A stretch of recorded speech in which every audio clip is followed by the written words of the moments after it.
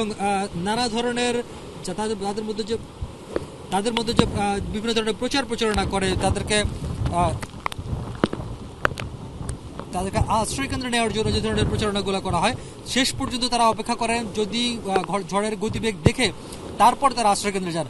আজকেও সেটি হয়েছে এবং এই ঝড়ের ক্ষেত্রে সেটি হয়েছে যে শেষ মুহূর্তে একেবারে সন্ধ্যার পরে বেশ কিছু আশ্রয় কেন্দ্রে মানুষ গিয়েছে। বিশেষ করে সাতক্ষীরা শ্যামনগরের যে গাবুরা ইউনিয়নে বেশ কিছু মানুষ তারা আশ্রয় কেন্দ্রে গিয়েছে এবং শ্যামনগরের একেবারে মূল জায়গা নীলডুবুর সেখানেও আশ্রয় কেন্দ্রের মানুষগুলো তারা গিয়েছেন একেবারে শেষ বিকেলে বা সন্ধ্যার পরে, যখন ঝড়ের পূর্বাভাস যখন বলছিল যে 90 থেকে 120 কিলোমিটার পর্যন্ত হতে পারে।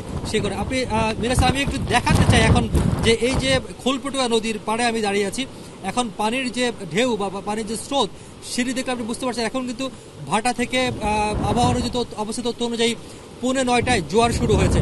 অর্থাৎ জোয়ার থেকে এখন অন্তত 2 ঘন্টা পর্যন্ত জোয়ার চলছে। এই জোয়ার 6 ঘন্টা পর্যন্ত চলবে এবং বলা হচ্ছে 4 থেকে 5 ঘন্টা ব্যাপী যে ঘূর্ণিঝড় রেবালের যে কেন্দ্র সেটি অতিক্রম করবে এবং স্থলভাগে আসতে প্রায় 4 থেকে 5 ঘন্টা সময় লাগবে।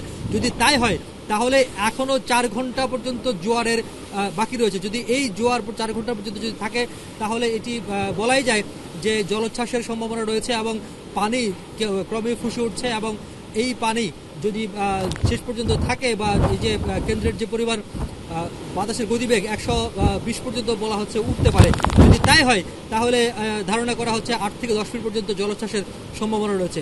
আর যদি 8 থেকে 10 ফিট পর্যন্ত জলোচ্ছ্বাস হয় তাহলে এখানকার যে অবস্থা, অর্থাৎ এখানকার যে অর্থনৈতিক যে অবস্থাগুলো রয়েছে, মূলত এখানকার মানুষ যে কাঁকড়া এবং চিংড়ি থেকে শুরু করে বিভিন্ন ঘের ব্যবসা করেন সেগুলো ভেসে যাওয়ার সম্ভাবনা রয়েছে, বাড়িঘর পানিতে তুলে যাওয়ার সম্ভাবনা রয়েছে। তো এখন আসলে দেখার বিষয় হচ্ছে আরও 2 থেকে 3 ঘন্টা যাওয়ার পর মোটামুটি বোঝা যাবে যে ঝড়ের গতিবেগ কেমন হচ্ছে বা পানি কতটুকু বাড়ছে।